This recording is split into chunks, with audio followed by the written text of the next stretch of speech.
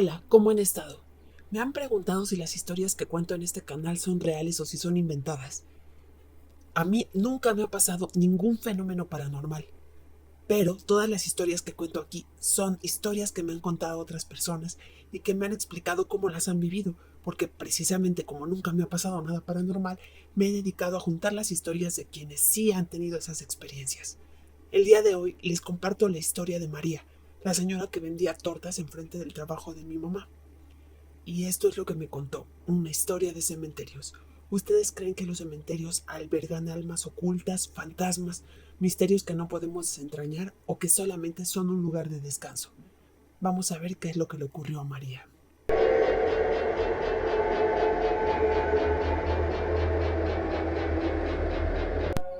María me contó que cuando su tío Ignacio falleció, ella tuvo que ir a Chiapas para el velorio y al entierro también.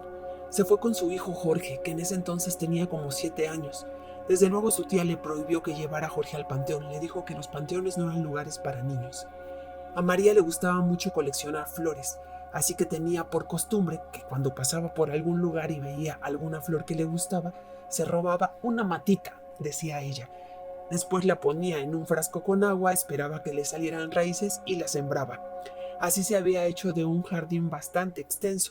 Por eso, cuando vio las flores blancas que crecían sobre una tumba, le llamaron mucho la atención porque no las conocía. Se acercó e intentó robarse una matita, y su tía la sorprendió. La regañó y le dijo que las ofrendas de los muertos no se deben de tomar porque después tienes que entregar algo a cambio. Como María no creía en esas cosas, ignoró a su tía y solo esperó a que ella se descuidara y entonces se robó la matita.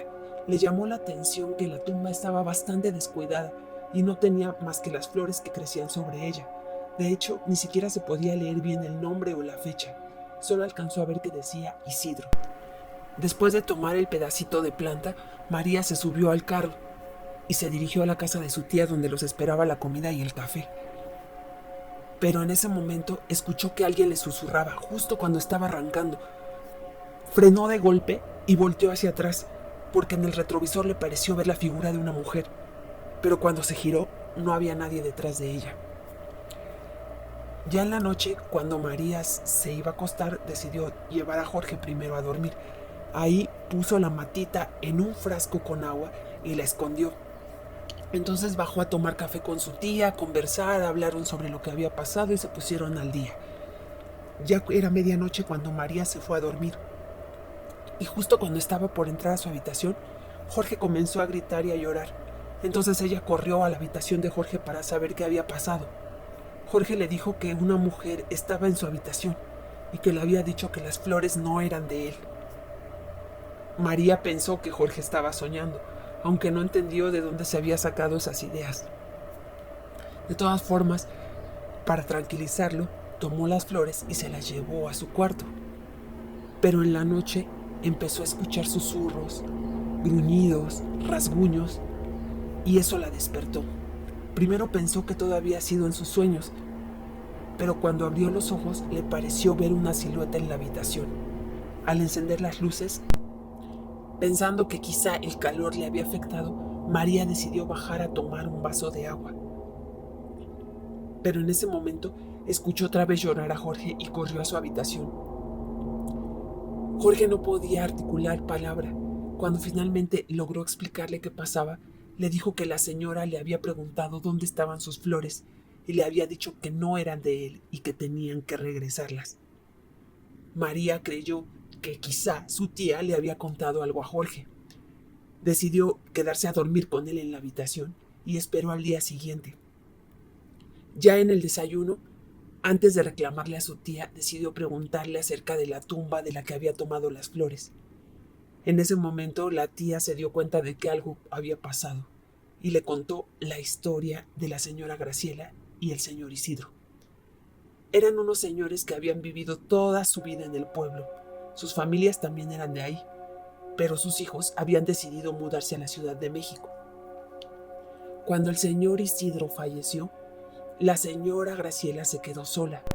Lo único que la consolaba era el jardín del señor Isidro, que había cultivado con tanto esmero por mucho tiempo.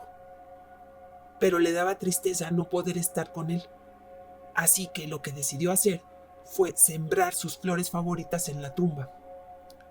Un tiempo después la señora Graciela enfermó y sus hijos decidieron llevársela a la ciudad para atenderla. Ella se negaba porque quería que la enterraran con su esposo. Pero cuando ella finalmente se puso peor y falleció, los hijos decidieron enterrarla en la Ciudad de México para tenerla cerca. Así que la tumba empezó a descuidarse hasta que llegó al estado de deterioro en que María la vio. Lo extraño es que las flores siguieron creciendo. Eran el único adorno que tenía la tumba del señor Isidro. Dicen que por las noches a la gente le daba miedo acercarse a ese lugar porque se escuchaba el llanto de la señora Graciela, que reclamaba por no poder estar en compañía de su esposo. A María le dio curiosidad y le preguntó cómo era esa señora Graciela. La tía le dijo que no tenía que preguntar nada, porque en la sala había una fotografía donde estaban ellas juntas. María se acercó y Jorge detrás de ella. Cuando Jorge la vio, empezó a llorar y a gritar, y le dijo que esa era la señora que él había pedido que le regresara sus flores.